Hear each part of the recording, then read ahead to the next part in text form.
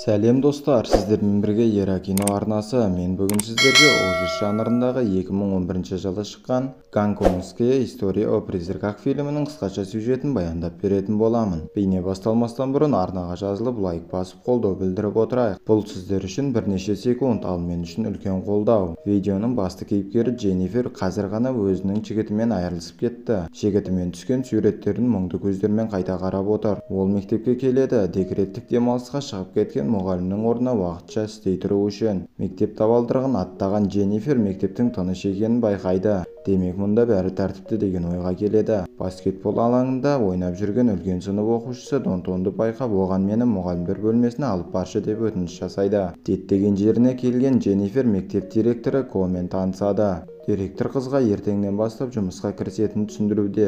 Осылай үйіне қайтып келе жатқан қыз өзінің айырылысып кеткен жігіті Чонгпен кездесіп қалады. Қыздың қолынан ұстап алған жігіт мен сенсіз өмір сүре алмаймын деп айғайлауда. Алайда махаббат хикаяларынан әбден азапталған Дженнифер бұның бәрін қайтадан басынан өткіргісі келмейді. Жігіт қыздан кетер емес. Осы кезде қыздың әкесі Генри жүгіріп келіп жігітті қуып жібереді. Үйінде анасы қызына Чонгтың кесірінен соңғы 3 жылын жұмыссыз өткізген қызын аяйтынын айтуда. Алғашында жігіт өзін тәрбиелі ұстаған, алайда кейінірек ішімдікке салынып, Дженниферге жиі қол көтере бастаған. Анасы қызына бұндай нақұрыс еркекке ешқашан оралуға болмайды деп өз кеңесін береді. Ертесіне жұмысына барған Дженнифер бос мұғалімдер бөлмесінен оқу ісі меңгерушісі Конг қалдырған парақты тауып алады. Онда Дженнифердің алғашында күніне тек 2 сабақтан, сабақтары өңкей, мұғалім тыңдамайтын бұзықтар жиналып қалған F4E сыныбына беретіні баяндалған. Жаңа мұғалім өзінің сыныбын таба алар емес. Іздеп жүргенде өзі алдын кездестіріп қалған Донтонды кездестіріп қалады.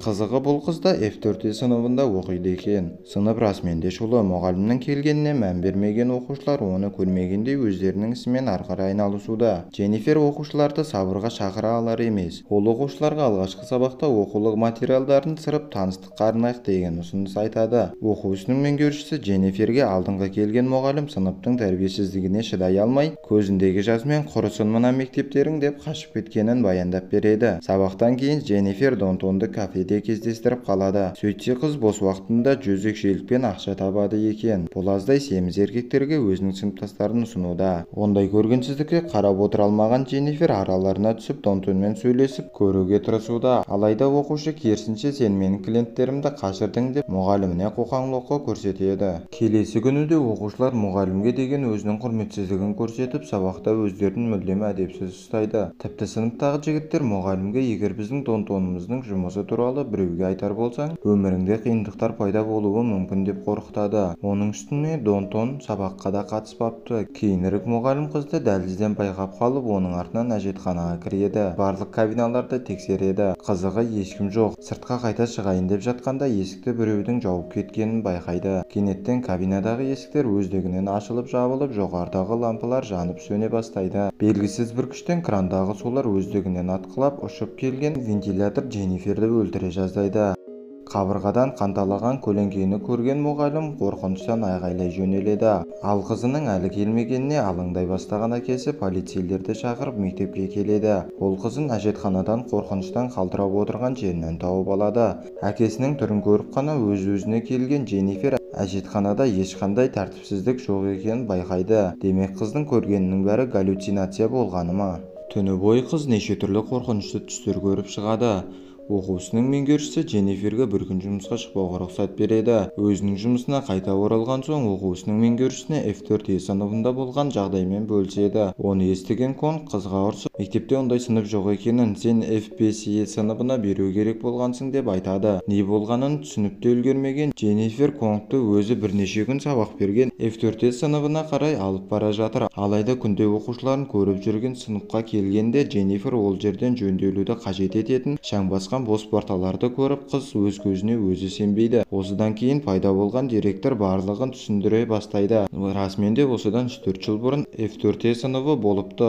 Олардың сыныбында сыныптастары үнемі ренжітетін жуас бала болған. Ақыры жуас оқушы шыдай алмай сыныпқа бензин толы канистрмен кіріп келіп, бұзақыларға оны төгіп бәрін жағып жіберіпті. Қорқынышты өрт кезінде 14 оқушы мен оларды құтқаруға тырысқан мұғалім мерт болған. Осыдан кейін мұғалімдер сыныпты F4E деп атамау туралы шешім шешім қабылдапты. Бұның бәрін қорқынышпен тыңдап болған Дженнифер басқа FEK сыныбына сабақ беруге келіседі. Орнына басқа мұғалім табылғанша үйіне келе жатқан қыз тағы да Чонгты көреді. Жігіт мен сенсіз өмір сүре алмайды екенмін деуде, бірақ Дженнифер қатынастарын қайта бастағысы келмейді. Тағы бірнеше қадам жасаған соң Дженнифер Донтонды кездестіреді.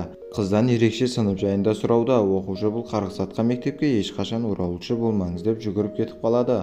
Ал қыз үйіне келгенде анасы шақырған діни қызметкерді көреді. Діни қызметкер шайтандар тек біздің басымызда өмір сүреді. Егер біз олардың ықпалына түсіп қалатын болсақ, олар біздің санамызға ие болып, іс-әрекетімізді басқаратын болады деп өз пәтуасын айтады. Өзінің жұмысына оралған мұғалім FEK сыныбына кірген кезде қайтадан сол оқушыларды көреді. Соған қарамастан Дженнифер сабақ өтейін деп шешеді. Қызығы оқушылар бұл жолы өздерін тәртіпті ұстауда. Мұғалім тақтаға бүгінгі дәрісті жазып жатқанда оқушылар қорқынышты құбыжыққа айналып, олардың қорқынышты мүшелері мұғалімге қарай жақындай түседі. Алайда мұғалім қайта бұрылғанда оқушылар ештеңе болмағандай тәртіпті отырады. Мұғалім тақтаға жазуын жалғастыруда. Оқушылар болса енді елеске айналып сыныпта қалықтай бастайды. Бұл жерде белгісіз бір қорқынышты нәрсенің орын алып жатқанын сезген мұғалім алдарына қарамай сыныпты тастап қаша жөнеледі. Ендеше Дженнифер үйіне қайтып келе жатқан кезде тағы да Донтонды кездестіреді. Оқушы мектептің қарғыс атқан жері екенін, рухтар мұғалімнен құтылғанша тоқтамайтынын ескертуде. Осы сөзден кейін қыз тағы да қашып кетеді. Енді жүре бергенде оны күтіп тұрған Чонгты көреді. Жігіт оның Дженнифердің өз-өзімен сөйлесіп тұрған бейнені көрсетеді. Демек Донтонда елес. Жігіт оның досы шаман екенін айтып, оны сол жерге алып барады. Шаман өзінің мистикалық рәсімін өткізіп, осыдан бірнеше жыл бұрын мектепте жаппай өз-өзін өлтіру орын алғанын айтады. Осыдан бері ол жерде жаман рухтар торуылдайды екен. Шаман қызға ежелгі мистикалық пышақты беріп, осының көмегімен арғы әлемнің рухтарын жеңуге болатынын айтады.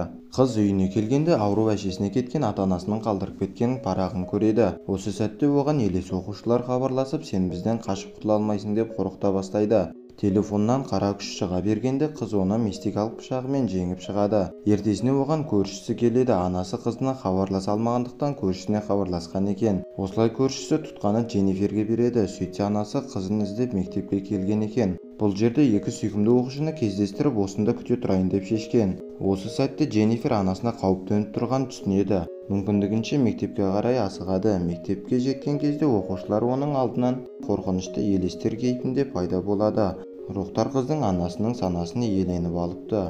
Өкініштісі, ол рухтар анасын терезеден итеріп жібереді. Анасы сол сәтте мерт болады. Жақын адамнан айырылып ашуға мінген қыз өзінің мистикалық пышағын елестерге сілтей бастайды. Қыздың мистикалық пышақпен жасаған әрбір соққыстан кейін зұлым елестер ауада жойыла бастайды. Кенеттен оқушылар мені өлтіре көрмеші деп жалбарынуда. Алайда қазір ғана анасынан айырылған Дженнифер аяу дегеннің не екенін білмейді. Арадан бірнеше сағаттан кейін мектепке полицейлер келеді. Сөйтсе Дженнифер ешқандай кінәсі жоқ, 14 оқушыны өлтіріп тастапты. Қыздың санасын зұлым күштер иеленіп алғандықтан Дженнифер өзінің елестерді емес, шынайы бейкүнә оқушыларды өлтіріп жатқанын сезбеген. Ал анасы болса тірі. Осы уақыт бойы Дженнифердің әкесінің қасында болған. Осы кезде нағыз мектеп директоры пайда болып, бұл жаңа мұғалімді мектебінде алғаш рет көріп жатқанын таңқалыспен айтады. Бұдан кейін Дженнифердің басы мүлдем қатып кетті. Өйткені ол мектеп директоры әйел кісі деп ойлап жүрді емес пе? Директор Дженнифер айтып жатқан оқушы меңгерушісі мен әйел кісі директордың расымен де болғанын мойындайды. Бірақ олардың о дүниелік болып кеткеніне бірнеше жыл. Сөйтсе, мектеп кезінде орын алған өрт кезінде өлген 14 оқушының қатарында мектеп директоры мен оқушының меңгерушісі Конгта болған екен. Полицейлер өлтіру құралына тексеру жүргізуде. Дженнифер болса бұл құралды Шонға апарған шаманнан алғанын айтады. Қызынан бұл әңгімені естіген әкесі қорқып кетеді. Өйткені жігіт Шонг Дженниферді қайтара алмайтынын түсініп, осыдан бірнеше күн алдын мойнына отвертка тығып өз-өзіне қол жұмсапты. Ал бүгін кешке бұны мистикалық пышақ деп ойлап, Дженнифер дәл осы отверткамен 14 оқушыны аяусыз қырып тастаған. Есінен адасқан Дженниферді полицейлер алып кетіп бара жатқанда пайда болған Дангоның елесі қоштасу ретінде оған жымиып қарайды. Осымен киноның соңына да келдік достар. Егер осындай видеоларды жиі көргілеріңіз келсе, арнаға жазылып лайк басуды ұмытпаңыз. Сіздермен бірге болған Ира кино арнасы. Келесі видеода кездескенше қош сау болыңыздар.